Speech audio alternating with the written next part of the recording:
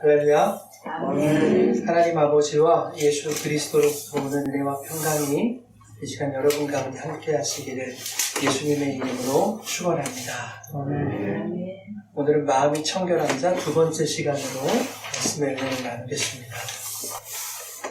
지난 시간에 우리는 성경이 말하는 청결함의 의미에 대해서 살펴봤습니다. 청결은 단순히 깨끗한 상태를 말하는 것이 아니라 있어야 할 것이 제자리에 있는 상태, 그것이 성경이 말하는 청결이다 하는 것을 배웠습니다. 깨끗이 소독한 요강에 깨끗한 물을 담아서 마셔라 하고 주면 여러분 기분이 나쁠 거예요. 그렇죠? 기분 좋다고 마시는 분은 안 계실 거예요. 분명 요강도 깨끗하고 물도 깨끗하지만 요강에 물을 담아주면 그건 불결한 거예요. 그죠? 마실 물은 물컵에 담겨 있어야 청결한 물이 되는 겁니다. 마태복음 23장에는 예수님이 바리새인과 서기관들의 불결함을 지적하십니다. 너희는 잔과 대접의 겉은 깨끗이 하되 그 안에는 불결한 것, 즉 탐욕과 방탕으로 가득하게 하는도다. 이렇게 꾸짖으세요. 누가복음 말씀을 빌리자면 이렇습니다. 누가복음 18장에 너희가 아무리 소득의 11조를 바치고 일에 2번씩 금식을 하고 토색, 불이, 간음을 저지르지 않으며 겉으로는 경건한 것 같아 보이지만 너희의 속은 자기를 의롭다고 믿고 다른 사람들을 멸시하는 교만으로 가득 차 있다 라고 말씀합니다. 깨끗한 그릇처럼 보이지만 그 속에는 배설물로 가득 차 있는 것, 그것이 바로 너희 바리새인들과 서기관들의 불결한 실체다 라고 말씀하고 있는 것이죠. 또 지난주에 강조했던 것이 본문이 마음의 청결을 말하고 있다는 것이었습니다. 팔복 시리즈의 첫 번째가 뭐였습니까, 여러분? 심령이 가난한 것이었죠. 네, 이 심령은 푸뉴마라는 단어인데 이 푸뉴마는 영이라는 단어예요. 그야말로 심영입니다. 그런데 이 마음의 청결에서의 마음은 카르디아라고 하는 단어예요. 카르디아. 이 마음이라는 단어는 사람의 지성, 감성, 의지, 지정의라고 하죠. 이것을 총망라하는 전인격적 인간의 존재를 나타내는 거예요. 그래서 마음은 인간의 존재다 이렇게 생각하시면 됩니다. 그래서 지난 시간에 뭐라고 했습니까? 여인을 보고 음욕을 품은 것만으로도 주님은 이미 가늠한 것이다. 마음에 가늠했다. 이렇게 말씀하신 것이죠. 세상은 마음에 품은 것이 행위로 나타나야 그래야 가늠했다라고 말하는데 주님은 그의 행위 이전의 그 생각만으로도 그가 가늠했다 이렇게 말씀하십니다. 즉 성경은 행위로 드러나기 이전에 품은 생각, 다시 말하면 사람의 마음 또한 그의 존재로 여기고 있더라 하는 겁니다. 그래서 예레미야 17장에 뭐라고 했습니까? 만물보다 거짓되고 심히 부패한 것이 무엇이다? 마음이다. 이 사람 마음이다. 라고 말씀하시면서 그러니 어떻게 해야 된다? 잠언 4장에 뭐라고 합니까? 모든 지킬 만한 것 중에 더욱 뭘 지켜라? 그 마음을 지켜라. 이렇게 말씀하는 거죠. 왜? 그 마음에서 생명의 근원이 나기 때문에 그렇다. 잠언이 말씀합니다. 이건 진행하고 저건 하지 말고 뭐 이런 걸 지키려고 하지 말고 마음을 지켜라. 이것이 중요하다. 성경은 분명히 말씀하고 있습니다. 어떻게 마음을 지킵니까?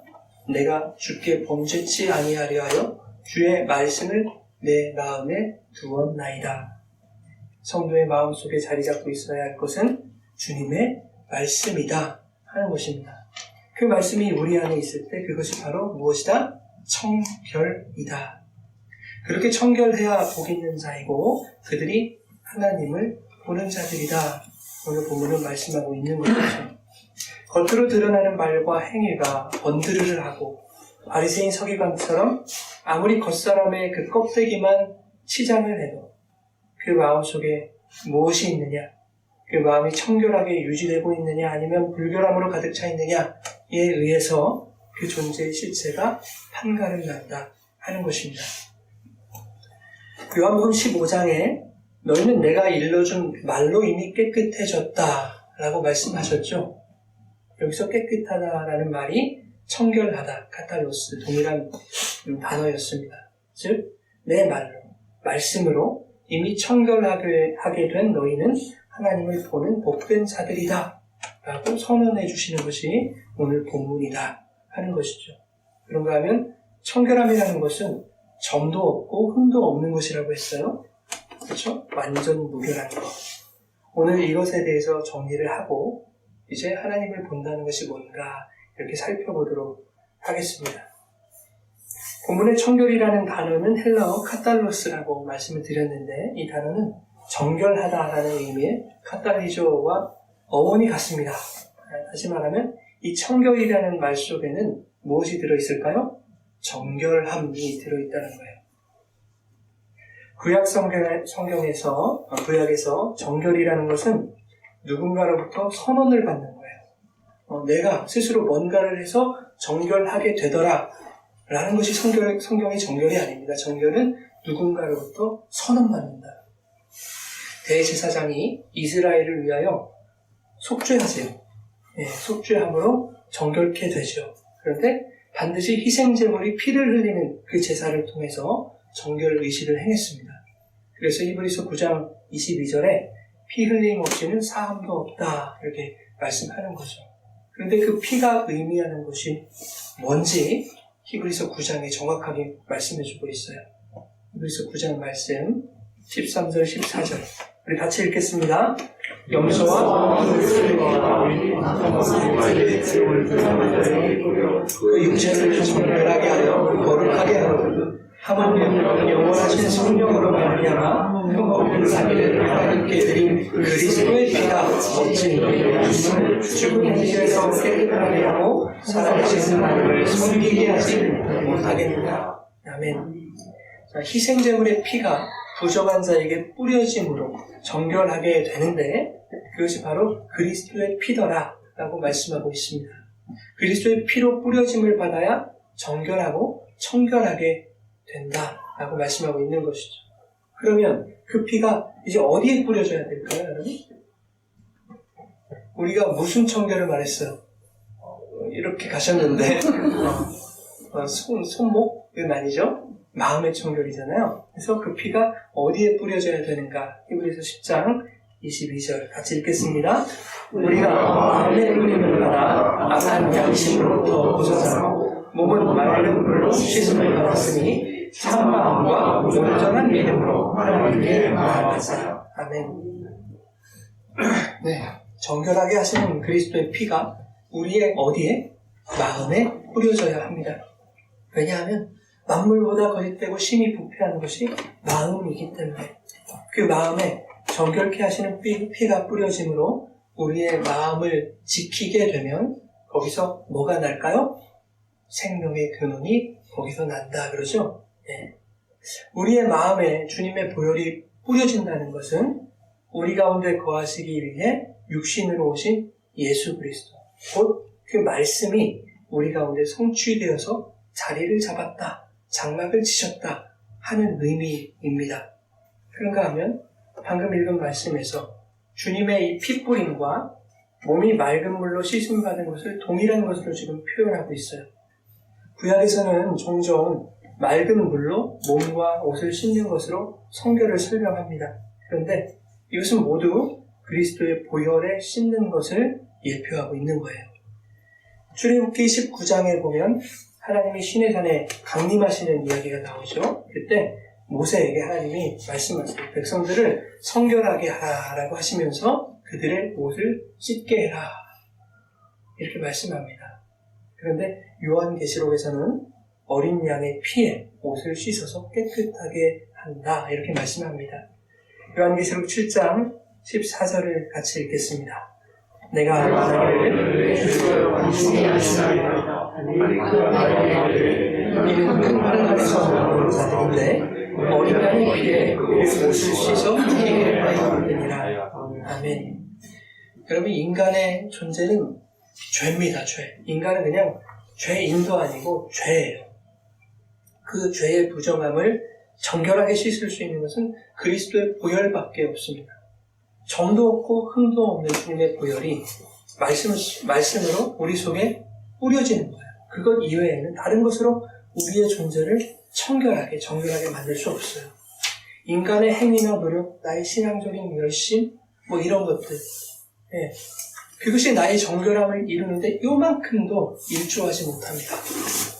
예, 나의 정결함을 이루는데 나의 어떤 노력이나 신앙의 행위가 요만큼이라도 도움이 된다라고 생각을 한다면 그것이 바로 불결입니다. 부패한 마음. 여러분, 저 어렸을 때만 해도 아토피라는 게 없었어요. 여러분 때도 그랬죠? 아토피라는 게 없었어요. 뭐 있었겠지만 저는 못 느끼고 살았습니다. 흙바닥에서 구르고 두꺼바 손 넣고 흙장 나라고 입에 흙도 넣고 그랬는데도 요즘처럼 뭐 아토피네 알레르기네 뭐 이런 것들이 없었습니다. 더 건강했어요. 그런데 요즘에는 오히려 청결하려다가 건강을 잃습니다. 흙 한 줌 속에 1억 마리의 미생물이 산다고 하거든요. 1억 마리 이상이 사는데 거기에는 좋은 미생물이 훨씬 더 많아요. 나쁜 미생물보다. 그래서 흙이 그 식물을 살리지 않습니다. 적당히 흙도 만지고 살아야 아이들이 아토피도 안 걸리고 건강할 텐데 얼마나 씻어대고 소독을 하든지 나쁜 세균만 죽이는 게 아니라 좋은 세균들도 다 미생물도 다 죽이는 거 아닙니까? 그래서 인간의 청결 행위가 오히려 인간의 건강을 해치더라 하는 것입니다. 이것을 우리 신앙에 한번 대입해 보세요. 정도 없고 흠도 없는 희생제물의 피만이 정결하게 할 수 있다라고 성경은 말씀하는데 바리새인들처럼 나는 금식도 하고 11주도 해요. 그래서 나는 정결한 자의 의로운 자입니다. 이렇게 거드름을 피우고 있다면 주님이 그들에게 뭐라고 말씀하실까요? 화 있을진저 너에게 화가 임할지어다. 이렇게 말씀하실 겁니다.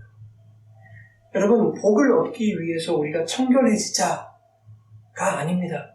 하나님을 볼 수 있게 하기 위해서 열심히 우리가 노력하여 정결해지자라는 것이 아니에요. 그럴 수가 없어요. 그것은 깨끗한 물이 담긴 컵에 잉크를 떨어뜨리는 것과 같은 일이에요. 우리 스스로 청결해지려는 신앙 행위는 스스로를 점과 흠 투성이로 만드는 것과 같습니다. 자기 스스로 더 부패하고 거짓된 존재를 만드는 거예요. 에스겔 36장 24절부터 27절까지 우리 한번 읽어보겠습니다. 내가 너의 교회를 복음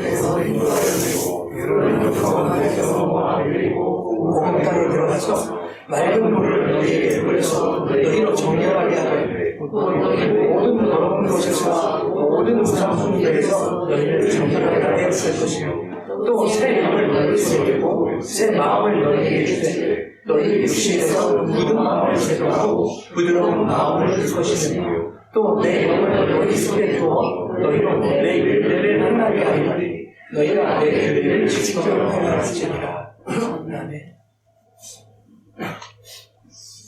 내가 인도하고 내가 모으고 내가 데리고 들어가서 내가 나의 맑은 물을 너희에게 뿌려서 내가 정결케 하실 것이다. 하나님이 이렇게 말씀하시거든요. 그러니까 다 하나님이 하시는 일이에요. 그러니까 우리가 하는 일이 없거든요. 그렇게 정결한 마음에 뭐가 있을까요? 그렇게 하나님이 다 그렇게 정결케 해주신 그 마음에는 뭐가 있어야 돼요? 26절, 27절에 명확하게 정리를 해주고 있죠. 새 영, 즉 나의 영을 너희 속에 두겠다. 그리하여 너희가 내 규례를 지켜 행하게 될 것이다. 너희가 열심히 지킬 만한 것을 너희 스스로 찾아내어서 이것도 지키고 저것도 지키고 지켜내면 그렇게 하면 정결하게 되는 것이 아니라 그리스도의 보혈로 정결하게 하신 후에 너희 속에 성령을 두어 성령이 가르치시는 그 말씀으로 너희로 하여금 살아내게 하실 것이다. 그것이 바로 복 있는 자들입니다. 히브리서 10장 22절 우리 다시 한번 보실까요? 시작. 우리가 마음의 훈련을 받아 약한 말씀으로 얻어서 맑은 물로 씻음을 받았으니 참 마음과 온전한 믿음으로 하나님께 나아가자. 아멘. 거룩한 보혈이 뿌려지고 주님의 말씀으로 청결하게 된 자들은 참 마음과 온전한 믿음으로 하나님께 나아가게 된다라는 겁니다. 참 마음과 온전한 믿음으로 하나님께 나아가게 되면 무슨 일이 일어날까요? 하나님 앞에 나아가게 되면 하나님을 보게 되겠죠. 참 마음과 온전한 믿음으로 하나님께 나아가면 그분을 보는 거예요. 뭘로 봐요 그러면? 눈으로 봅니까? 마음과 무엇으로? 믿음으로 보는 거예요. 하나님 그렇게 보는 거예요.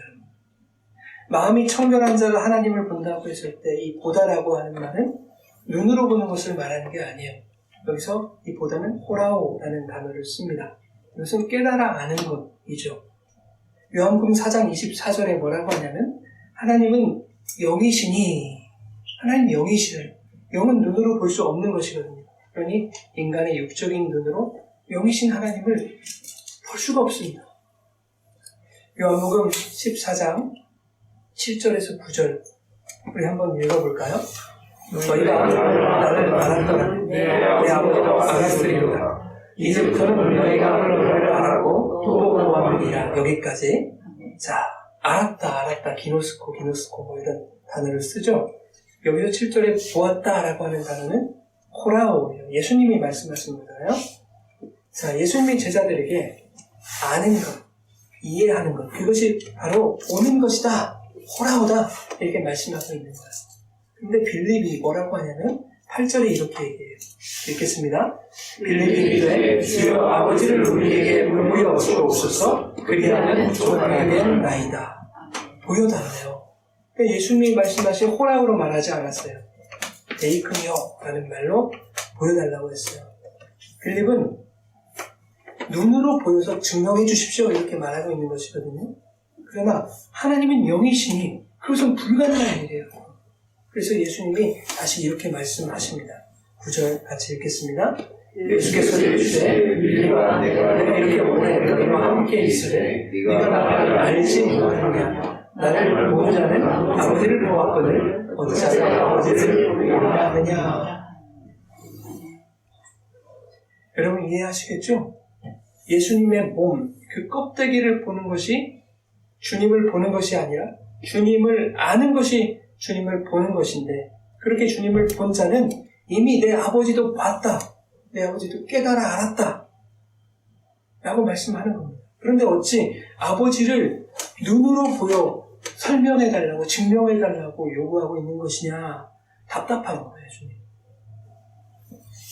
에베소서 1장 17절과 19절 같이 읽겠습니다. 우리 주 예수 그리스도의 하나님 영광의 아버지께서 지혜와 계시의 은혜를 하나님을 알게 하시고 너희 마음의 눈을 밝히사 그의 부르심의 소망이 무엇이며 성도 안에서 그 기업의 영광의 풍성함이 무엇이며 그의 힘의 능력으로 역사하심을 따라 믿는 우리에게 베푸신 능력의 지극히 크심이 어떠한 것을 너희로 알게 하시기를 구하노라. 아멘. 18절에서 너희 마음의 눈을 밝히사 이렇게 나오죠? 자, 에베소 교회를 위해서 바울이 기도하는 내용이에요. 근데 17절을 보면 하나님을 알게 되는 것은 그분이 주시는 지혜와 계시의 영을 통해서 가능하다라는 것을 알 수 있어요. 그런데 18절을 보면 지혜와 계시의 영은 마음의 눈을 밝혀주는 것이에요 라고 말씀하죠. 지혜와 계시의 영은 다른 걸 깨닫게 하시는 게 아니라 우리의 마음의 눈을 밝혀주세요. 그러면 그 마음의 눈으로 뭘 할까요 우리가? 하나님이 어떤 분인지를 보게 되겠죠. 마음의 눈으로 보는 것은 눈으로 보는 게 아니라 깨달아 알게 되겠죠. 예, 호라워하게 되겠죠. 그런데 19절에는 하나님이 어떤 분인지 또한 당신의 백성들에게 어떤 일을 하시는지를 알게 하시기 원한다. 이렇게 바울이 기도합니다. 여기서 알다, 알게 하시기 원한다. 이 알다라는 단어가 원래 보다라는 단어입니다. 보다, 깨닫다, 자각하다, 지각하다 뭐 이런 뜻이에요. 자, 그런가 하면 하나님의 능력이 얼마나 위대한 것인지를 누구에게? 믿는 자에게 알게 하신다. 이렇게 말씀한다. 하나님을 아는 것이 곧 보는 것인데 마음의 눈으로만 그분을 볼 수 있고 믿음으로써 그분을 깨달을 수 있음을 바울의 기도에서 우리가 살펴볼 수 있습니다. 앞서 히브리서 10장 22절에서와 같이 바울은 에베소 교인들이 참 마음과 온전한 믿음으로 하나님을 볼 수 있기를 기도하고 있더라 하는 거예요. 성경은 이렇게 일관성이 있어요. 똑같은 말을 합니다.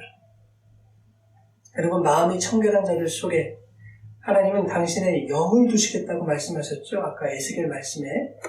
그 영은 무슨 영입니까? 성령이죠.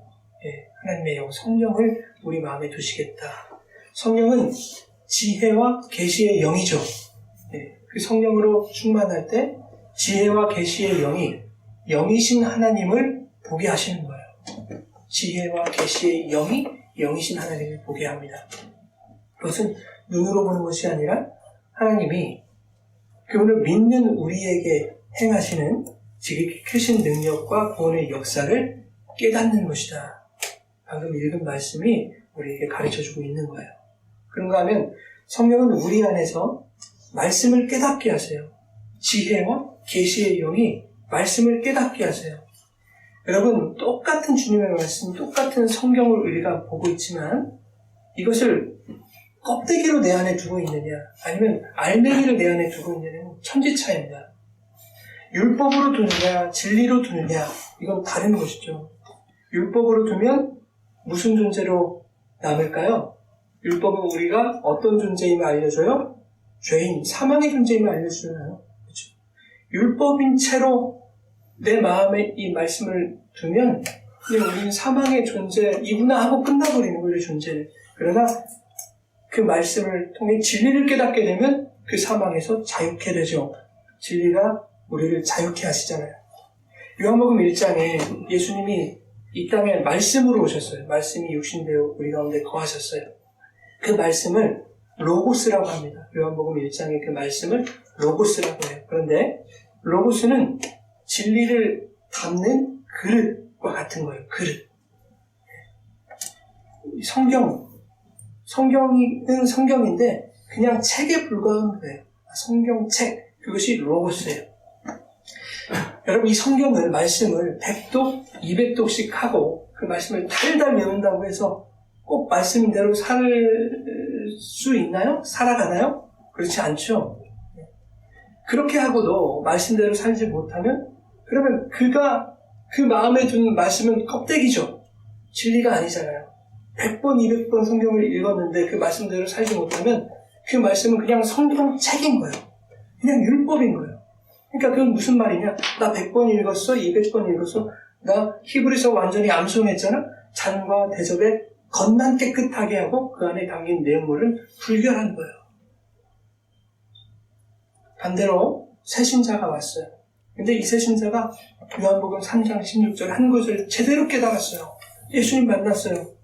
그럼 진리 안에서 살아갈 수 있는 거예요. 그 말씀 한 구절로. 여러분, 질그릇이면 어때요? 우리가 금방 깨질 질그릇이면 어떠냐고요, 여러분. 그 안에 보화만 담기면 되는 거 아니겠어요? 알맹이가 없으니까 문제인 거예요. 보화가 없으니까 문제예요. 껍데기로 가득 차 있고 껍데기 안에 똥으로 가득 채웠으니까 그게 문제인 거예요. 선한 사마리아인의 비유에서 율법교사가 주님께 어떻게 하면 영생을 얻을 수 있습니까? 우리 많이 다뤄봤잖아요, 이 이야기. 그렇게 물었을 때 주님이 되려 물으시죠. 율법에 무엇이라고 기록되었으면 너는 어떻게 읽느냐 이렇게 말씀하십니다. 그때 대답해요. 율법에 기록하기를 마음과 목숨과 힘과 뜻을 다하여 하나님을 사랑하고 이웃을 내 몸과 같이 사랑하라고 하셨습니다. 아, 그렇지, 정답이다. 예수님 그렇게 말씀해 주셨거든요. 네 말이 옳다. 그것을 행해라. 그러면 네가 살 것이다. 영생을 얻을 것이다. 그때 율법교사가 자기를 옳게 보이려고, 다시 말해서 자기의 의로움을 주님 앞에 드러내기 위해서 그러면 내 이웃이 누구입니까? 라고 질문을 하죠. 여러분, 바리새인들은 어떤 사람들이었냐면 누가복음 18장에 의하면 자기들이 의롭다고 믿는 사람들이었어요. 그래서 지금 율법교사도 자기를 옳게 보이려고 자기의 의를 드러내기 위해서 예수님을 시험하는 것이거든요. 내 이웃이 누구입니까? 라고 질문한 의도는 뭐였어요, 여러분? 내가 말씀에 기록된 대로 하나님 사랑, 이웃 사랑을 얼마나 잘 행하고 있는지 내가 증명해 볼게 라는 심산이었어요. 그러나 그 이야기의 결과가 어떤지 우리는 다 알고 있죠. 율법에는 하나님 사랑, 이웃사랑을 그것을 해라 라고 기록하고 있지만 정작 너는 그 사랑이 불가능한 자다 라고 말씀하는 거였어요. 네가 바로 강도 만난 자다 라는 거였습니다. 그러니 율법교사는 기록된 말씀, 하나님 사랑과 이웃사랑 그것을 해라 라고 그 기록된 말씀을 잘못 읽은 거죠. 껍데기로 읽은 거예요. 목숨을 다해 하나님 사랑하고 이웃을 사랑해라 라는 말씀을 읽을 때 어떻게 받아야 됩니까? 나는 그것이 안 되는 사람이지. 내가 강도 만난 자이기에 내가 이웃으로 오신 예수 그리스도의 사랑을 받아야 할 자이지 라고 읽어야 되는 거예요. 그래야 그것이 내 안에 진리로 자리 잡히는 거죠. 여러분, 우리는 이 로고스 안에 있는 진리를 깨달아야 되는 거예요. 이 성경책 안에 있는 진짜 하나님의 말씀, 진의를 깨달아야 되는 거예요. 그것을 레마라고 해요. 레마, 많이 들어보셨죠? 네. 성경, 이 로고스를 통해서 그 레마, 진리를 깨닫지 못하면 이 성경은 그냥 책일 뿐인 거예요. 껍데기. 그래서 이 말씀이 우리 안에 껍데기로 놓여 있는지 아니면 레마로 놓여 있는지가 대단히 중요한 거예요. 아무리 성경을 많이 알아도 그것이 진리로 우리 마음에 깨달아지지 않으면 그것을 청결한 마음이라고 하지 않습니다. 성경을 천독해도 하나님을 보지 못해요. 그런데 성령께서 지혜와 계시의 영으로 오셔서 우리 안에 놓인 말씀을 진리로 깨닫게 해주시는 거예요. 그리하여 내 안에서 말씀이 진리가 되면 이 진리가 율법과 죄의 속박에서 우리를 자유케 하시죠. 그런데 이 자유는 어떤 자유냐면 내가 깨지고 부서지고 쪼개지는 자예요. 내가 떨어져 나가는 자예요. 자기 부인의 자유예요. 내가 부인되는 데서 오는 자유. 그래서 내가 부서지는 자유이기 때문에 이 자유는 너무 아픈 자유예요. 그러나 고통스럽지만 자유하기 때문에 또 기쁜 거예요. 초등학교 때 교실 바닥이 나무였거든요. 그런데 그 애들 1, 2학년, 3학년 애들 양초 하나씩 줘가지고 맨날 그 바닥 코팅을 이렇게 했어요. 정말 나빴어요. 왜 애들을 시켜요, 그렇게. 정말. 요즘 세상에는 상상도 못할 일이죠. 열심히 이렇게 바닥 칠하다가 발바닥에 작은 가시가 하나 박힌 거예요. 근데 이게 깊이 들어가서는 안 빠져요. 그래서 어쨌든 별로 아프지는 않지만 빼야 되겠다고 양호실에 갔어요. 양호 선생님이 막 바늘로 쑤시고 막 핀셋으로 막 후벼대고 나중에 안 돼가지고 커터칼로 막 이렇게 긁어내가지고 뺐어요. 뺐는데 피나고 하니까 얼마나 또 아픕니까? 정말 많이 아프더라고요. 그냥 안 뺐으면 좋겠다 생각했는데 선생님이 그래요. 이거 안 빼면 나중에 골마서 더 아프다. 그러니까 빼야 된다고. 어찌됐건 이렇게 뺐습니다. 뺐는데 너무 후련하더라고요. 가시를 빼니까. 후련해지기까지, 가시로부터 자유해지기까지 근데 고통이 따라요, 여러분. 아픕니다. 가시를 제거해도 그 상처가 아물 때까지 아픕니다, 여러분. 그래도 가시를 빼는 것은 옳은 일이잖아요. 맞는 일이잖아요. 그리고 그것은 잘한 것이고 그것은 기쁜 일이잖아요. 아파도 기쁜 거예요. 그게 자유입니다, 여러분. 히브리서 4장 12절 같이 한번 읽어볼까요? 하나님의 말씀은 살고 달려 있어 사울의 말씀은 혼과 영과 및 관절과 골수를 찔러 쪼개기까지 하며 또 마음의 생각과 뜻을 판단한다 라고 말씀해요.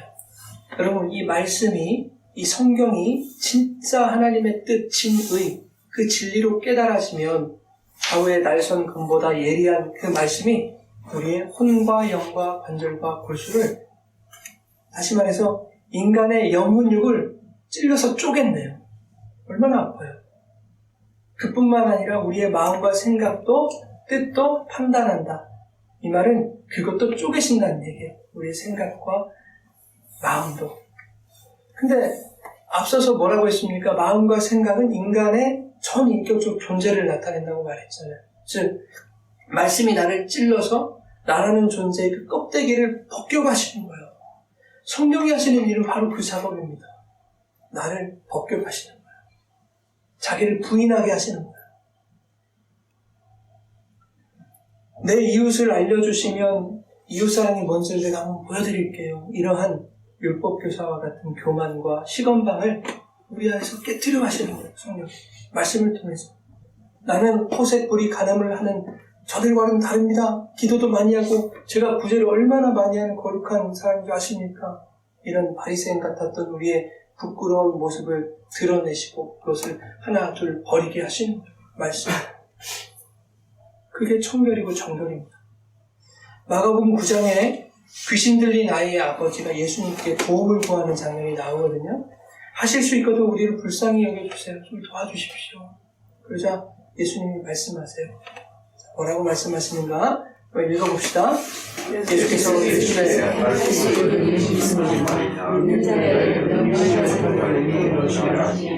곧 나의 아버지와 소리를 들었는데 내가 믿나이다. 나의 믿음 없는 것을 얻었소이다. 아멘. 여러분, 모든 것이 가능하신 분은 누구밖에 없어요? 예, 하나님밖에 없죠. 예수님밖에 없죠. 그러면 믿는 자에게 능치 못한 일이 없다는 이 말씀에서 그 믿는 자는 누굴까요? 능치 못한 분을 믿는 나를 말할까요? 능치 못함이 없는 예수님을 믿는 그 병든 아이의 아버지를 말할까요? 그렇지 않아요. 잘 한번 보세요. 능치 못한 일이 없으신 분은 예수님밖에 없다면서요. 그죠? 믿는 자는 예수님인 거예요. 완전한 믿음이신 분. 믿는 자에게 능치 못한 일이 없다면서요. 그렇죠? 이해가 안 되십니까? 빨리 이해를 하세요. 믿는 자에게는 능치 못함이 없어요. 능치 못함이 없는 자가 믿는 자인 거예요, 여러분. 능치 못함이 없는 자는 예수님이니까 믿는 자는 예수님을 말하는 거예요. 우리의 믿음을 말하는 게 아니에요. 자, 그런데 24절에 그 아이의 아버지는 자신의 믿음 없음을 고백한다고요. 믿음 없음을 고백해요. 여러분, 믿음은 나의 믿음 없음이 믿어지는 것이 믿음이에요. 난 믿음 없습니다. 이것이 인정되고 믿어지는 게 그 믿음의 출발이에요. 그래야 진짜 믿음이신 주님이 보이게 되거든요. 모든 것이 가능한 그분이 그때 비로소 보여요. 내 안에 나 믿음이 있어. 1이 있거든. 나 믿음이 10이 있거든. 그 가능성이 보이면 예수님이 보이질 않습니다. 귀신 들린 아이의 그 아버지에게 있어서 자신의 믿음 없는 실체가 폭로되는 것은 썩 좋은 일은 아니겠죠. 부끄러운 일이고 괴로운 일일 거예요. 왜냐하면 믿음 없는 자에게 능한 일이 있을 수 없기 때문에 그건 괴로운 일이겠죠. 내 아들 내 힘으로 못 고친다. 어떻게 할 수가 없네. 아, 그렇구나. 나같이 믿음 없는 자는 불가능이구나. 이것은 뼈아픈 거예요. 그러나 그것을 깨닫게 되었을 때 능치 못함이 없으신 그 믿는 자 예수 그리스도만 바라보게 되는 거예요. 자신의 가능성이 조금이라도 남아있었다면 그는 예수님 바라보지 못했겠죠. 성령은 우리 안에서 진리의 말씀으로 예수님만을 바라보지 못하게 하는 나의 가능성들을 하나 둘 제거해 가십니다. 그게 아파요. 그러나 아프지만 시원하고 자유합니다. 그렇게 나를 깨뜨려서 제거하심으로 점점 나는 사라지고 내 안에 진리만 남겨가시는 거예요. 결국 우리를 완전한 진리로, 완전한 알맹이로 만들어 가시는 것이 하나님의 목적이에요. 요한일서 3장 2절 우리 같이 한번 읽어볼까요?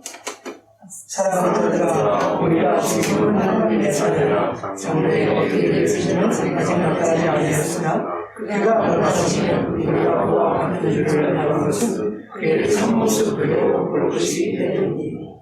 아멘. 하나님의 참모습을 그대로 여과 없이 그 날이 우리에게 온다는 거죠. 그 날에 우리와 하나님이 어떻더라? 하나님은 막 이렇게 산신령 같은 분이고 우리는 막 이렇게 막 하얀 소복 입고 이렇게 이런 게 아니라 하나님과 우리의 존재가 같더라. 여러분, 그게 우리의 존재예요. 하나님이 우리와 하나님과 같은 줄을 알게 될 것이다. 여러분, 하나님은 당신의 형상으로 우리를 창조하셨어요. 우리를 만드셨어요. 그죠?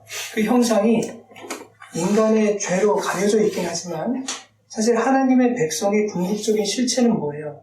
하나님의 형상인 거예요. 그래서 하나님은 우리 안에 있는 자신의 형상을 회복시켜 가시는 거예요. 이 역사의 현장 속에서. 그러기 위해서 오늘도 말씀으로 우리를 쪼개어 가고 계시는 거예요. 죄로 가려진 우리를 자꾸만 쪼개셔서 그 안에 숨겨져 있는 당신의 형상을 회복해 가시는 거예요. 그렇게 우리의 심령 골수를 쪼개시고 마음과 생각을 쪼개셔서 성도로 하여금 자기를 부인하고 하나님만 바라보게 하시는 것입니다. 우리 안에 계신 하나님만 드러나게 하시는 거예요. 여러분, 내 안에 내가 가득 차 있으면 하나님을 볼 수 없습니다. 렌즈 같은 거 이렇게 렌즈로 표현하기도 하는데 빨간 렌즈를 끼면 빨간색으로 보이잖아요. 온 세상이. 그것과 같은 거예요. 내 안에 내가 가득 차 있으면 나밖에 안 보이겠죠. 도박에 중독된 사람이 카드놀이를 순수하게 바라볼 수 있겠습니까? 그럴 수 없죠. 그렇듯이 사람은 자신 안에 있는 가치로 세상을 바라보게 돼 있어요. 육적인 렌즈로 대상을 바라보게 돼 있어요. 그래서 종교도 내가 원하는 종교를 만들고 하나님도 내가 원하는 하나님을 만들어버려요, 인간은. 그러나 하나님은 그렇게 나로 가득한 그 나를 말씀으로 쪼개십니다. 나로 가득한 나를 하나님의 말씀을 쪼개세요. 그래서 당신의 형상, 완전한 진리만 남겨가시는 거예요. 다이아몬드를 깎아가시는 거예요. 그래야 결국에는 내가 나를 봐도 더 이상 내가 보이지 않고 진리만 보이게 하실 겁니다. 지금 우리 안에 우리가 가득 찼잖아요. 내 자식, 내 직장, 내 성공, 내 집, 내 차, 이런 것들. 그렇게 세상을 바라보면 다 그리로 연결될 수밖에 없는 거예요. 돈으로 연결되고 성공으로 연결되고 하는 겁니다. 그런데 하나님 자꾸 우리를 깎아가실 거예요. 그러면 내가 나를 봤는데 내가 보이질 않아요. 주님의 은혜만 보이고 주님의 사랑만 보이고 주님의 거룩하심만 보이는 거예요. 그렇게 우리를 만들어 가시겠다는 겁니다. 말씀은 우리를 깎아가셔서 다듬어 가셔서. 주님은 보물이 있는 곳에 마음이 있다고 하셨거든요. 그 보물을 여러분 예수님으로 삼아서 그 주님 곁에 우리의 마음을 두는 그런 청결한 마음이 되시길 바랍니다. 그 청결한 마음으로 내가 깨지고 내가 떨어져 나간 그 자리, 내가 비워진 그 자리에서 하나님만 바라보게 되는 그런 복된 삶이 되시기를 예수님의 이름으로 축원합니다. 아멘.